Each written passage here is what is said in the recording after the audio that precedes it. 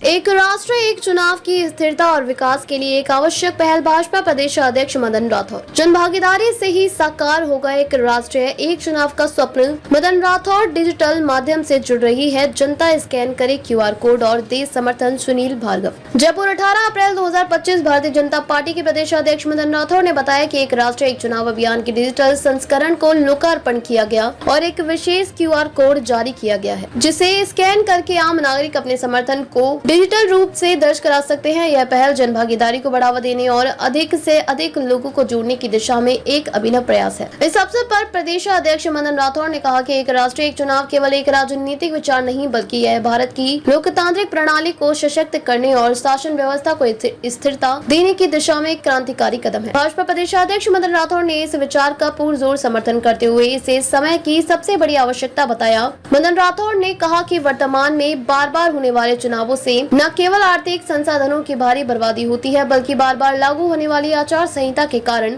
जन कल्याणकारी योजनाएं ठप हो जाती हैं। सरकारी अधिकारी, कर्मचारी और प्रशासनिक तंत्र चुनावों में व्यस्त हो जाता है, जिससे विकास कार्य रुक जाते हैं और जनता को इसका सीधा नुकसान उठाना पड़ता है। उन्होंने बताया कि वर्ष 1971 के बाद जब देश में लोकसभा और विधानसभा चुनाव अलग अलग समय पर होने लगे, तब से लोकतांत्रिक प्रक्रिया की निरंतरता बाधित हुई है। अनुच्छेद 356 का कई बार दुरुपयोग कर राज्य सरकार को गिराया गया, जिससे संघीय ढांचे की क्षति पहुंची है। चुनावों की बारंबारता पर चिंता जताते हुए उन्होंने कहा कि देश में हर कुछ महीने में कहीं न कहीं चुनाव चलते रहते हैं। इससे केंद्र और राज्य सरकारों का ध्यान विकास कार्यों से हटकर केवल चुनावी राजनीतियों पर केंद्रित हो जाता है। पुलिस प्रशासन, शिक्षण संस्थान, यहाँ तक कि आम नागरिकों की दिनचर्या पर भी इसका असर पड़ता है। एक राष्ट्र एक चुनाव के लाभ बताते हुए उन्होंने कहा कि अगर लोकसभा और विधानसभा चुनाव एक साथ कराए जाएं, तो सरकारें पूरी 5 वर्षों तक स्थिरता के साथ कार्य कर पाएंगे। इससे नीति निर्माण में सुसंगतता आएगी, विकास योजनाओं की गति बढ़ेगी और संसाधनों की व्यापक बचत होगी। यह बचाए गए संसाधन शिक्षा, स्वास्थ्य, ग्रामीण विकास और बुनियादी संरचना में लगाए जा सकते हैं। उन्होंने कहा कि यह सुधार केवल सरकार या किसी राजनीतिक दल की जिम्मेदारी नहीं है, बल्कि यह पूरे देश का सामूहिक दायित्व है। जब तक जनता का समर्थन और सहयोग नहीं मिलेगा, तब तक ऐसा कोई भी सुधार जमीनी स्तर पर सफल नहीं हो सकता। राठौर ने नागरिकों, मीडिया, सामाजिक संगठनों, राजनीतिक दलों और लोकतांत्रिक संसाधनों से अपील की है कि वे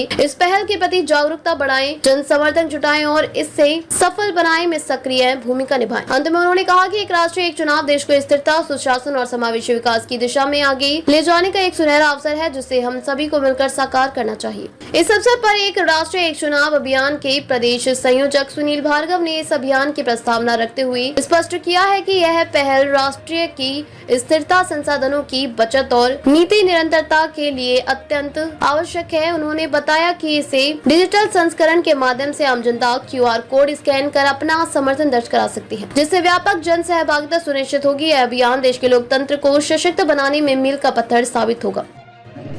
देश के संयोजक आदरणीय सुनील जी भार्गव साहब और यहाँ उपस्थित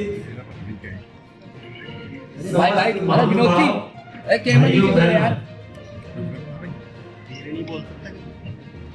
अभी बोला सुनील जी ने आप क्या बता आप सबके सामने संक्षेप में इस अभियान के बारे में बताया और हम सब जानते हैं कि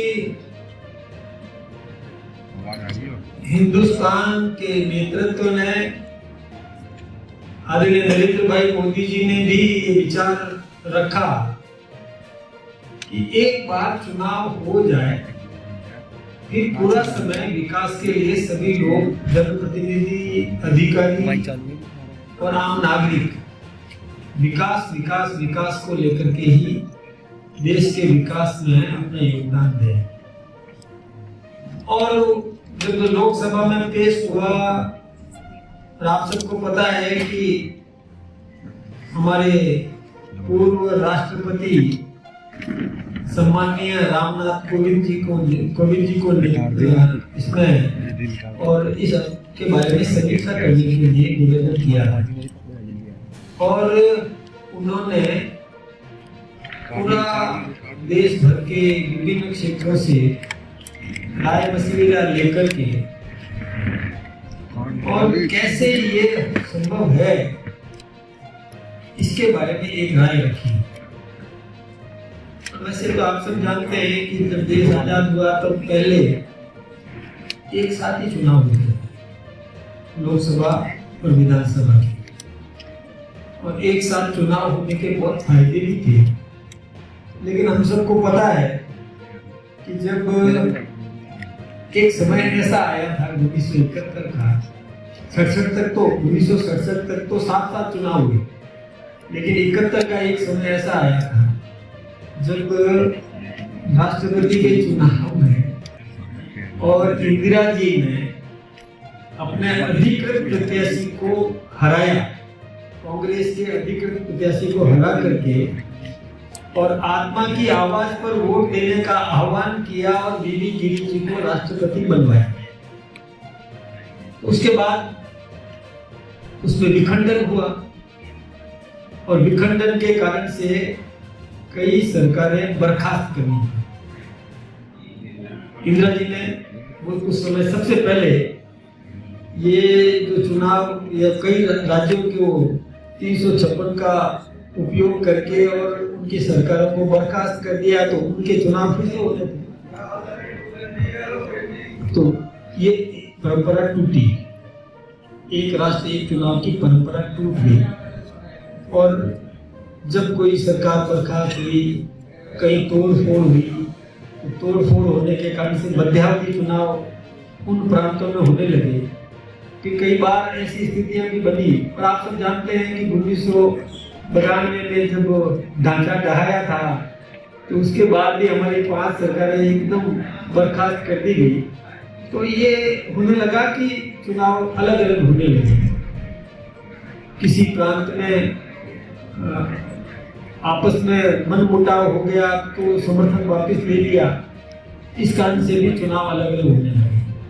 लेकिन देश ने ये महसूस किया कि खर्चा बहुत होता है, बार बार चुनाव में खर्चा होता है।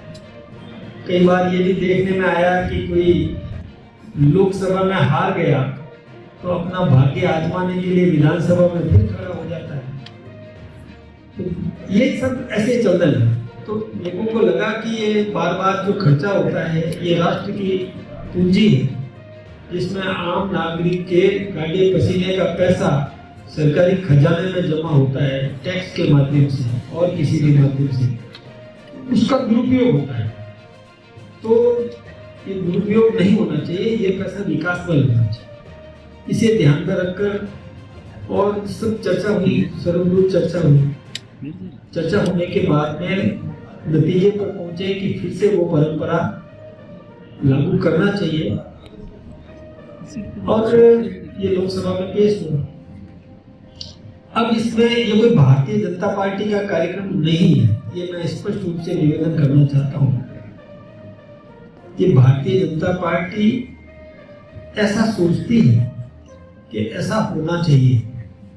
ऐसा देश के कई नागरिक भी सोचते हैं कि एक साथ चुनाव हो जाने चाहिए। देश का वो नागरिक जो देश के विकास के प्रति समर्पित है, विकास की उनके मन में लालसा है, देश विकसित होना चाहिए, देश का प्रत्येक नागरिक समृद्ध होना चाहिए, उसके लिए उसको सुविधाएं उपलब्ध करवाना है, उसके लिए धन चाहिए और समय चाहिए। बार बार चुनाव करवाने से अधिकारियों को भी आचार संहिता लगानी पड़ती है, विकास अवरुद्ध हो जाता है। राष्ट्रीय नेतृत्व भी सभी पार्टियों का, केवल भारतीय जनता पार्टी की बात नहीं करता, सभी पार्टियों का नेतृत्व भी उस प्रांत में लग जाता है कि वहां प्रांत में चुनाव हो रहे, बंगाल के चुनाव हो रहे तो वहां लग जाते हैं।